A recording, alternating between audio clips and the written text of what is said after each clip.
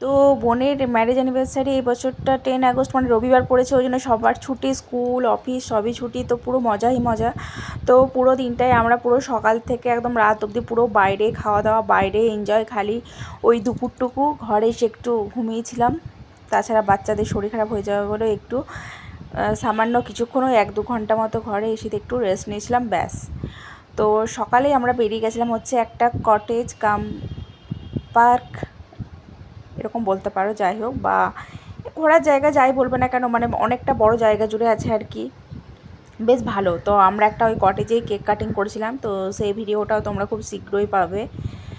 তো আমরা সকাল সকাল বেরিয়ে পড়ছিলাম। আর কি বলো তো, প্রথমটা ভেবেছিলাম যে বর্ষার দিন তো বৃষ্টি একটু মেঘলা থাকবে একটু, তারপরে একটু ছায়াও থাকবে, বাট না, তা তো হলো না, পুরো রোদ ছিল। বাট কি বলো তো, এনজয়ের আগে সব কিছুই বলে না, সব কিছু মাফ, হোক না রোদ, বাট এনজয় তো হচ্ছে।